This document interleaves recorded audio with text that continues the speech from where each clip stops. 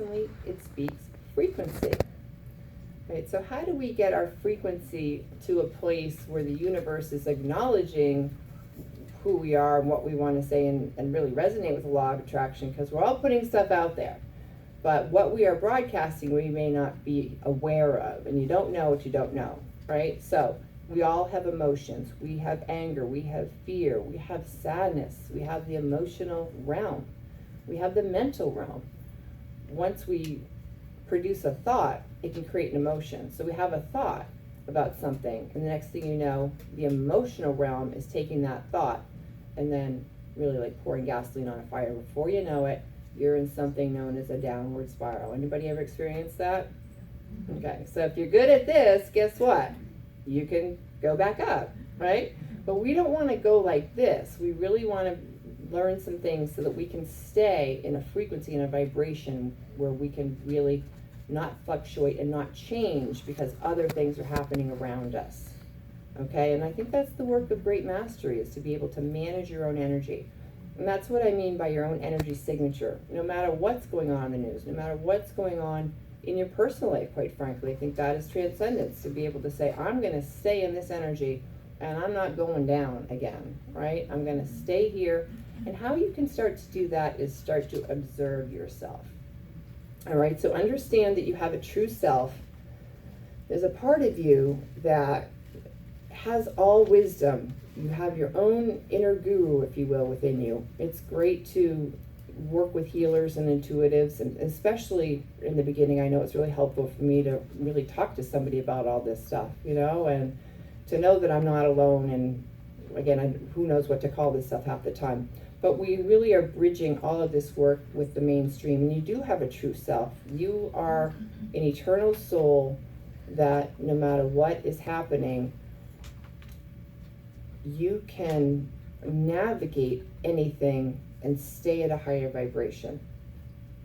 All right, so I talk about that a lot in the book, and in our time together, I will be facilitating. I'll do some spot clearings. We're going to work with the chakras today, and if you'd like a spot clear, I'm going to ask you to raise your hand in just a little bit. But I started with this work officially 10 years ago when I wrote my first book, Inner Visions, The Healing Path of Art. But prior to that, I didn't know I was intuitive. I was having roller coasters in my life, left and right, and so badly not even knowing what my intuition was back then, and listening to what everybody else had to say. And before you know it, my life was just in a ditch, and I couldn't really get out of it. I was facing a divorce. I had 2 small children. There was, a job every year of my life, and everything seemed insurmountable. It took a real toll on my energy, and I thought it was a nervous breakdown until I later realized it was a spiritual crisis. It was a dark night of the soul. So I pretty much felt like ground zero. I was unable to eat, sleep, work. It really took me down. I couldn't feel. I was barely hanging on by a thread, and this lasted about 10 months. But that's what a dark night can do, if you've heard. It's been documented. And so it was miraculous that I came out of it in the way that I did, and that at one point I was finally able to go to the health food store, and I got this free magazine, and I opened it up, and it had a picture of Avatar Saint Yogananda on one side.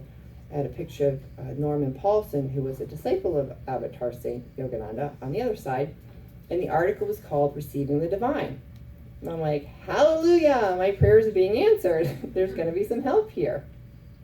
So I read the article, and again, I didn't know what resonate or frequency or any of this stuff was back then in 2004, but bells were going off. I'm like, you can receive the divine? There's hope?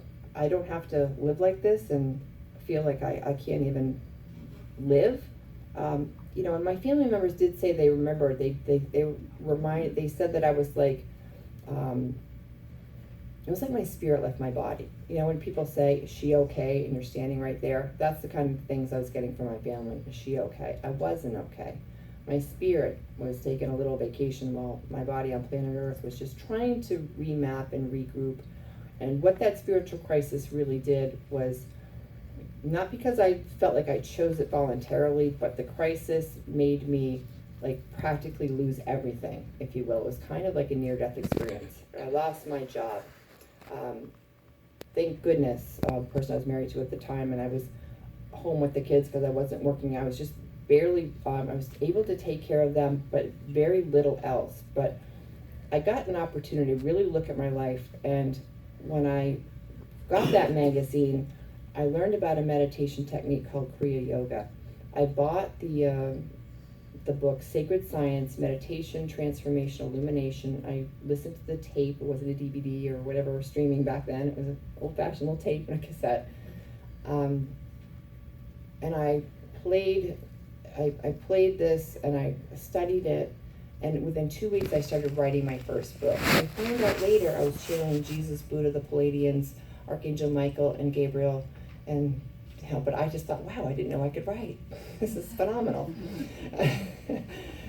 And so the meditation helped to reestablish my true personal energy signature of my true self, where my false self had just collapsed. Okay, so something in that meditation, it's available at sunburstonline.org. Norman did pass away, but when he found out I'd written a book about this meditation that Yogananda brought to us, he flew me to California, got my first book published, and I was just, alive in a new way and haven't quit since. So 9 books later, I'm a book publisher, I'm an artist, professional intuitive life coach for a good decade now, and I'm really, with great humility, sit here, very thankful and grateful after everything. I know all of you have a story like that, or similar, something, or even if not, if every day's been a picnic, that's great. It's all great. It's all good. It's all good.